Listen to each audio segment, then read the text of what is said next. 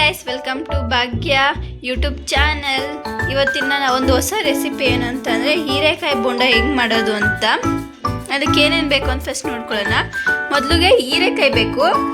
ನಿಮ್ಗೇನಾದ್ರು sweet ಇಷ್ಟ ಆಗೋಂಗಿದ್ರೆ ಇದನ್ನು ತೆಗಿದೇನೆ ಹಾಗೆ ಇಟ್ಕೊಂಡು ಮಾಡ್ಕೊಬೇಕು. ನಿಮಗೆ ಸ್ವೀಟ್ ಬೇಡ ಅಂತ ಅನ್ನೋಂಗಿದ್ರೆ ಈ ಥರ ಅದರೊಳಗಡೆ ಇರೋವಂಥ ಇದನ್ನೆಲ್ಲ ತೆಗೆದುಬಿಟ್ಟು ಚಿಕ್ಕ ಅಂದರೆ ತುಂಬ ತೆಳುವಾಗಿ ಕಟ್ ಮಾಡ್ಕೊಳ್ಳಿ.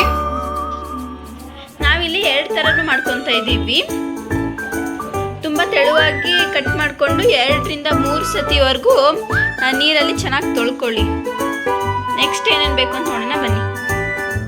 ಅದಾದಮೇಲೆ ಕಡಲೆ ಹಿಟ್ಟನ್ನ ತೊಗೊಂಡಿದ್ದೀವಿ. ನಾವಿಲ್ಲಿ 1/4 kg ಈರುಳ್ಳಿ, 1/4 kg ಹೀರೆಕಾಯಿಗೆ ನಾವಿಲ್ಲಿ 1 ಬೌಲಷ್ಟು ಕಡಲೆ ಹಿಟ್ಟನ್ನ ತೊಗೊಂಡಿದ್ದೀವಿ. ಅದಾದಮೇಲೆ ರುಚಿಗೆ ತಕ್ಕಷ್ಟು ಉಪ್ಪು ಮತ್ತು ಖಾರದ ಪುಡಿ, ಇದು ಅಡುಗೆ ಸೋಡಾ.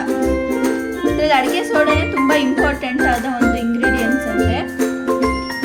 ಇವಾಗ ನೋಡಿ, ಇಲ್ಲಿ 1 ಬೌಲ್ನ ತೊಗೊಂಡಿದ್ದೀವಿ. ಈ ಬೌಲ್ಗೆ ಅಡುಗೆ ಸೋಡಾನ ಹಾಕೊಳ್ಳೋಣ. ಒಂದು ಸ್ವಲ್ಪ ಅಡುಗೆ ಸೋಡಾ ಆದಮೇಲೆ ಇವಾಗ ಖಾರದ ಪುಡಿ ಹಾಕೊಳ್ಳೋಣ.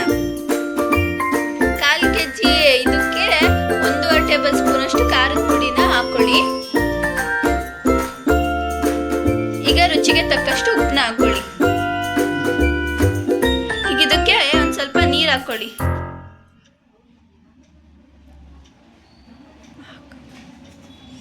ನೀರು ಹಾಕೊಂಡ್ಮೇಲೆ ಈ ಕಡಲೆ ಹಿಟ್ಟನ್ನ ಹಾಕೊಳ್ಳಿ. ನೋಡಿ, ಈ ಥರ ಕಲಿಸ್ಕೊಬೇಕು ಆ ಹಿಟ್ಟನ್ನ. ಇವಾಗ ಈ ಥರ ಕನ್ಸಿಸ್ಟೆನ್ಸಿ ಇರಬೇಕು.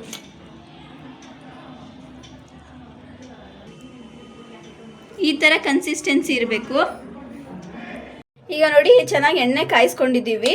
ಈ ಎಣ್ಣೆ ಕಾದಾದ್ಮೇಲೆ ಒಂದೊಂದನ್ನೇ ಹಿಟ್ಟೊಳಗಡೆ ಅದ್ದಿ ಹಾಕ್ಕೊಳ್ಳಿ. ಕಮ್ಮಿ ಉರಿಲಿಟ್ಟು ಹಾಕ್ಕೊಳ್ಳಿ. ಆವಾಗ ಚೆನ್ನಾಗಿ ಒಳಗಡೆನೂ ಬೇಯುತ್ತೆ, ಮೇಲೆಗಡೆನೂ ತುಂಬ ಕ್ರಿಸ್ಪಿಯಾಗಿರುತ್ತೆ. ಇವಾಗ ನೋಡಿ, ಹೀರೆಕಾಯಿ ಬೋಂಡ ರೆಡಿಯಾಗಿದೆ. ಇದು ಒಳಗಡೆ ತೆಗೆದು ಮಾಡಿದ್ರೆ ಈ ಥರ ಆಕಾರದಲ್ಲಿ ಬರುತ್ತೆ. ಒಳಗಡೆ ತೆಗೆದ ಹಾಗೆ ಮಾಡಿದ್ರೆ ಈ ಥರ ಬರುತ್ತೆ.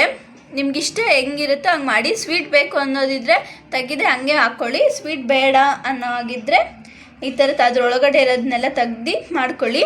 ಇವಾಗ ಟೇಸ್ಟ್ ಹೇಗಿದೆ ಅಂತ ನೋಡೋಣ ಬನ್ನಿ.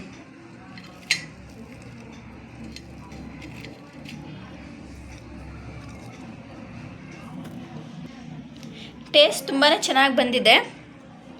ನೀವು ಇದನ್ನು ನಮ್ಮ ವಿಡಿಯೋ ನೋಡ್ಕೊಂಡು ಮಾಡಿ ಹೇಗಿತ್ತು ಅಂತ ಕಾಮೆಂಟ್ ಮೂಲಕ ತಿಳಿಸಿ. ಹಾಗೆ ನಮ್ಮ ಚಾನಲ್ನ ಸಬ್ಸ್ಕ್ರೈಬ್ ಮಾಡ್ಕೊಳ್ಳಿ, ಲೈಕ್ ಮಾಡಿ, ಶೇರ್ ಮಾಡಿ, ಹಾಗೆ ಕಾಮೆಂಟ್ ಮಾಡಿ. ಮುಂದೆ ಯಾವ ವಿಡಿಯೋ ಬೇಕು ಅಂತ ಕಾಮೆಂಟಲ್ಲಿ ತಿಳಿಸಿ. Thank you for watching this video.